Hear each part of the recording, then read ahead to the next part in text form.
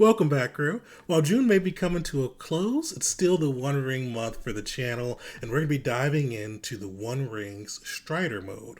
And basically, for those who aren't familiar with the Strider mode, it is a mode of solo RPG play. So if you're ever without a DM or a game master to run a game for you and you still want to get your RPG on, this Strider mode will help you do it utilizing the One Ring system.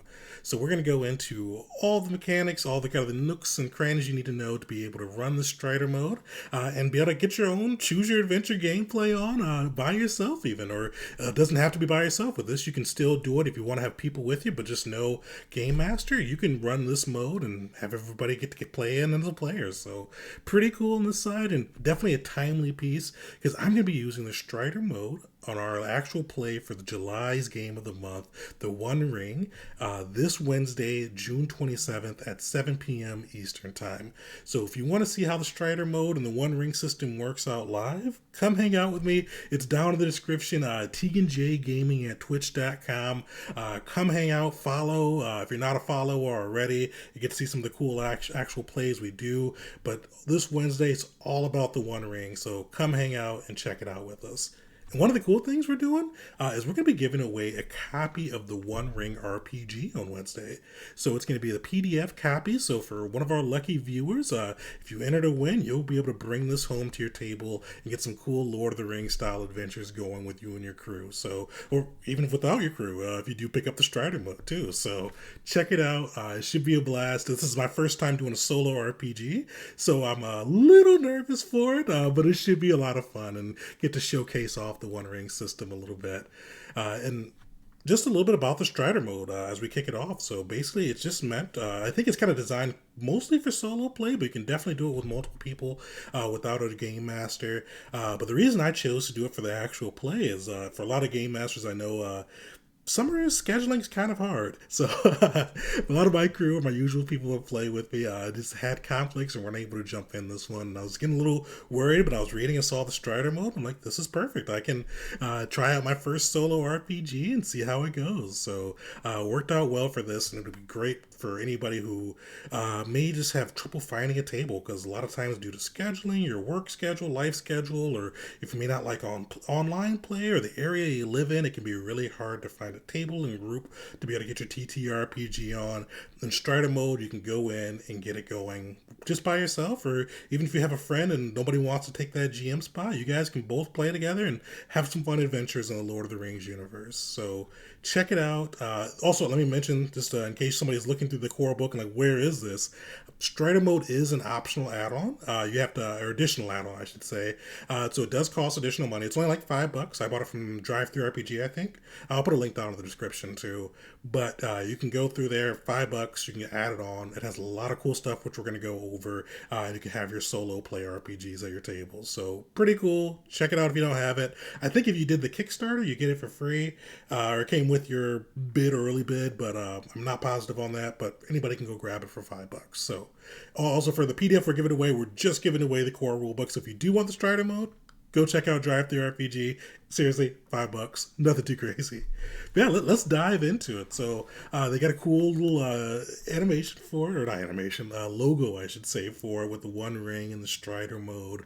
But the system does change a couple of the core pieces if you're going to be playing this on your own, and kind of makes it a little bit easier as you're kind of running a game masterless games. So let's go into a couple of those pieces. We're going to kind of go this in a weird order, kind of what I found important as I was skimming through the book.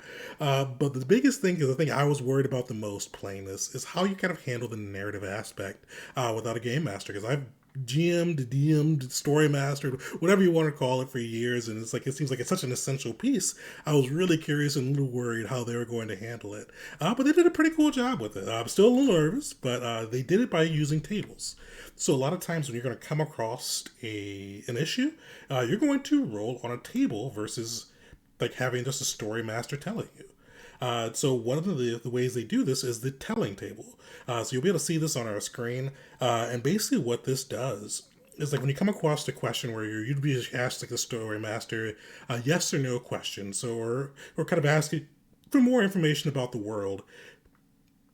That's a kind of a common occurrence at any table, and having to replicate that without a GM can be pretty hard, but this table helps you do this. So basically, when you ask that question, and you'll have to phrase it as a yes or no, or kind of a favorable or unfavorable type position, and then you get to make a roll. So you roll your 12 d12, so that's your feat die, and then basically what comes up will be your answer. So if you said, "Are there orcs around this corner?" and you rolled that d12, if you had a 1 or greater, yeah, there's orcs behind this corner. 4 or less, it's kind of likely or middling, and definitely you kind of and this thing encourages you to kind of make your own decisions when it comes to things like this, and try to tell it in an entertaining ways. That'll be one of the biggest tips, because usually the game master presents the challenge, and the team members trying to get around that challenge, all trying to tell a cooperative story together. But right now you're kind of you're everybody here, so make sure that if you do kind of come across these ones where maybe vague, try to make it entertaining to yourself at the very least. And I'm gonna be trying to do that myself, so you can see me struggle and hopefully do all right with that. But that's one of the big things to keep in mind, is just to make sure you're holding yourself and kind of keeping it interesting, and not like letting you just giving yourself all the cool stuff to go through. But as you guys go through, you see it goes through there. Now, there's 2 on the feat die. You know they've got the Eye of Sauron, and then the symbol of Gandalf. So if you get the symbol of Gandalf, so this is always yes result with an extreme twist. And if you get the Eye of Sauron, always no with an extreme twist. And now you're probably worried, like, what if my DM? How am I going to come up with an extreme twist? They actually do have, oops, it's backwards for this one. They do have different options for good or fortune and ill fortune that can happen when you roll a crit with the Gandalf die, or a bad result with the Eye of Sauron die. So kind of gives you that, so you may be able to just kind of throw that in, and sometimes it may not work in. They recommend re-rolling if it doesn't work right in there. So just kind of makes it easy on that side, and allows you to take some of the burden off of it, because I know a lot of people, like, you want to make it fair, you want to make it a good story, and sometimes it can be hard to balance right. This way, with the crits and things like that, you can just roll on this table and roll until it makes sense. Not roll until you like it, but roll until it makes sense. So that's one of the pieces there. So that was just a little bit on kind of how you determine those yeses or nos, or ill-fated and fortune dice. The other big thing that I want to show off here with the tables is the lore table. So this is actually pretty sick. So with the lore table on this side, so this is basically like if you wanted to, like a piece of lore. So like, let's say you're approaching a cavern and you want to know what's going on, or if you wanted to find a place to go, or your quest giver is giving you a quest, you can roll on this table, and it's divided into 3 sections. So action, aspect, and focus. So like actions are like things that have been done to it, like you'll see there's abandoned or attack or things like that. So kind of think action. Verbs is probably the best way to put it. Aspects gives some of like an adjective, a descriptor about it, and then the focus, kind of what's going on, kind of what's the main piece for it. And basically what you do is, when you want to come up with something that's going on, and I'm going to be using this quite heavily for building out our quest, is you roll your d12, and you see there's multiple kind of tables. So it corresponds to each of the numbers on the d12. Remember, there's no 12 and no 1. I have Sauron for 1, Gandalf second wolf for 12. And you go through and you roll that d12, and you see which table you'll be on. So let's say we got the symbol of Gandalf for our first one. So we roll the d12, we know what table we're on. Then we're going to roll a d6. And you roll for each of the so you don't have to roll for all 3 of these. Like if you need an action or an aspect or a focus, you can roll for them individually, but you can roll for all 3 or multiples if you need to too. But then you roll that d6. Let's say we got a 3, so we'd get defend. So we'd have to defend something. And you can kind of continue rolling. So if let's say we rolled again, we can kind of defend. And let's say we got a 1 and a 2, defend the border. And this is another one too. You kind of roll till it makes sense. So if you get something that would be like defend the good, that'd be hard. Or actually, that wouldn't be too hard. You can kind of go through and kind of come something creative with it. But if it's stopping you or just doesn't seem to fit, roll till you get with something that makes sense. So That's the tables. That's I'm little. I'll be honest. I'm nervous with this one. I've never done solo play. It's gonna be really stretching my RP muscles without a break. Without because as a game master, and a lot of those who DM and GM before will say you can get creative. You get to improvise a lot, but sometimes when you get stuck, you can just throw something at the players to have them talk for a minute as you get your thoughts together. But I'm gonna be the player and the GM, so this will be interesting. I'm looking forward to it though. It'll be pretty cool. So we've touched on this one. We're going to go over how some of the other mechanics are different with this system. One of the biggest being the journey. So within the adventure phase, and remember it's broken between the adventure and fellowship phase. Fellowship phase remains pretty much unchanged. We're not going to be touching on that this much during this video, but the adventure phase does have a couple of core changes within it. One of the biggest being that there's a expanded journey table within there. So let's go check out that journey table on page 17. So basically, you kind of have the same journey rules as you normally would, but there are some more events in there, and they give you some cool information on how to kind of break those events down too. So you kind of go through. You're the within the journey thing. One of the other pieces is you're everybody. So you're taking all of the roles. There's no assignment of roles on that side. So you're doing everything. So make sure you kind of build a balanced character. And we're gonna get into a couple of different character changes too. Yeah, so you get this expanded table, you get to roll on there, and then you get to kind of see what's going on during these kind of just travel or misfortunes that you may come across.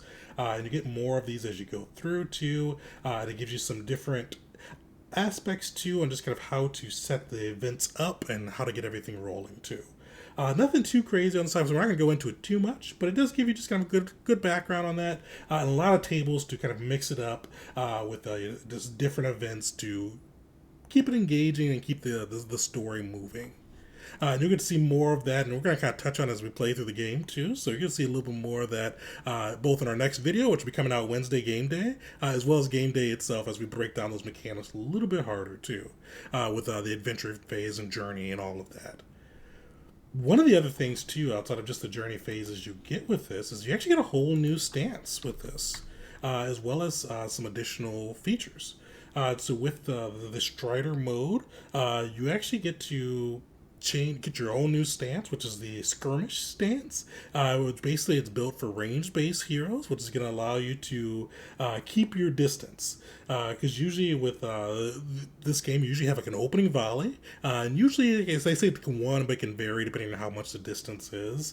But for this system with skirmisher, as you're doing Strider, you can have with bows and thrown weapons, you can allow it to fight on the move. So you can kind of exchange the weapon attacks while still kind of moving back and all of that, and it gives you some additional options on that, how you can handle that, and how you can kind of work with that as well, which makes sense. So I'm going to be using a little bit. I didn't put too much in bows, but my guy has spears. There's thrown spears, so we're going to be probably using that as well, just to keep his distance from everything, and kind of keep everything moving there and kind of keep it from getting swarmed by the orcs or goblins or whatever we encounter in our adventure. So with this too, so if you do use this mode, you can only attack adversaries using ranged weapons. So you couldn't use like your sword or anything like that. It has to be a bow or a thrown weapon like an axe or something like that you can throw. And also when you do those attacks with ranged weapons, there's no penalty if they do get somebody in melee range. So pretty cool there. You also get to some different rules for escaping combat, as well as just kind of different rules for how to handle and kind of resolve the ranged action phase. But luckily, nothing too crazy on that side. It also does give you some different kind of complication and adversary actions.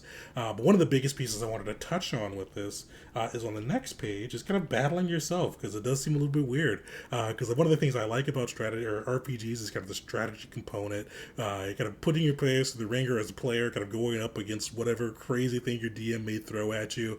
With this one, you're battling yourself, so it's really just more to tell a good story. So it's kind of like playing chess against yourself a little bit. So it's just do it enough to keep it interesting, keep yourself on your toes, but don't overbear it because you are playing against you. So I'm going to be trying to find that balance, show off a little bit of the combat side with the game, but without kind of bogging it down too much with me versus me combat.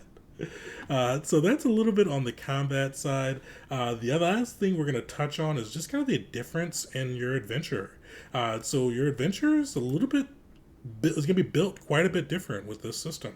One of the biggest things being is with this is you're going to actually have more experience points to building out your PC. As you saw during our last video, go check it out if you haven't. You start off with 10 experience points to go through and add extra skills and proficiencies to your character. With this one, you're actually going to start off with 15. So Syrian, who we built last time, I'm going to customize him a little bit more now that I've gone through the Strider rules. He has 5 more XP points that he can spend to build himself a little bit better suited to being his lone hero out in the world of Mordor, not Mordor, or Middle Earth, I should say. I don't know if we're going to Mordor yet. We're going to be using roll tables to figure out where we go. That's kind of cool on that side. You get a more rounded hero. With the safe haven, you still have a safe haven, but you just decide that on your own. I haven't decided yet for Syrian. Hopefully, I'll know by Wednesday. I'll know where his safe haven will be. The other big thing that's going to change too is your fellowship score. So you get 3 points to start off, plus any that you get for your patron as well. Our patron didn't give us any, so we'll have 3 to spend on that side to kind of kick off the adventure. Also, fellowship focus. There's no other buddy else to have a focus on, so ignore those rules completely. And then you get some cool things with the virtues. Basically, it's just making sure you pick virtues that will be relevant to a solo hero. So you don't pick something that's kind of dependent upon having a party member to riff off of. And then finally, you get the Strider feature, which what the Strider feature does is basically makes all of your rolls inspired. And basically with that inspired rolls, you're going to be able to roll I think it'd be a D4 you get to add on to your rolls. I have to relook that up, but I believe it's a D4 you get to add on to your rolls and get to add a little bit of extra bonus just because it's going to be all, when you spend a point of hope, and a point of hope usually gives you a d4 that you get to roll. If you spend a point of hope, you get to roll 2d4 versus 1d4 due to being inspired in that moment. And all of your rolls are inspired, so when you spend that hope, you get to have a better result with it. Remember it. So with that, you get the inspired rolls. And the last big thing I'll touch on with this portion of it is when it comes to... actually, one thing I'll touch on before we get to that, and I'll take a look at our patron, Galerion. So we're going to be using this D6 table. All the patrons have different quests that they can hand out, and you can either go through one by one, pick the one that's most interesting to you, or roll a D6. And I haven't said if I'm going to roll the D6, I'm going to let people in chat roll the D6. Somebody's going to roll a D6, and we're going to be able to get that going. The last big thing that I will mention with this is a little bit of a change to the system, is your target number is different with this. Typically, they recommend, unless you're doing like an early adventure, minusing it from D20, which is what we did when we built Syrian, but we're going to be switching it because they recommend solo play to always do it from 18. So it'll be 18 minus whatever your strength, wit, and heart scores are. So we're going to adjust that for Syrian, and that's kind of how we're going to be running it for this one. But we've kind of gone over the core functions of Strider mode. There's definitely some more intricacies we could have went over, especially in the attacking phase and all of that. But I wanted to keep it a little high level, especially since we're going to have that live play 2 days from now, and I'm going to be going into that a little bit more in depth as we're playing. So come hang out, drop a follow on T&J Gaming, and come check that out. But overall, next video, this Wednesday morning, we're going to be going over the adventuring phase, going over the journey mechanics, combat mechanics, and a little bit more depth. So stay tuned for that. And if you're new to the channel, drop a like, and please, if you had some fun, drop a subscribe. This is kind of what we do each month. We pick a new system, and the One Ring is our system for July. We've got one picked for August too, but I don't want to give it away just yet. But come through, like, subscribe, hang out with us. If you're ever interested in a game, come hit me up on Discord or hit me up on YouTube. I'm always trying to add more people to my table, so let me know. But thank you guys for hanging out, and until next time.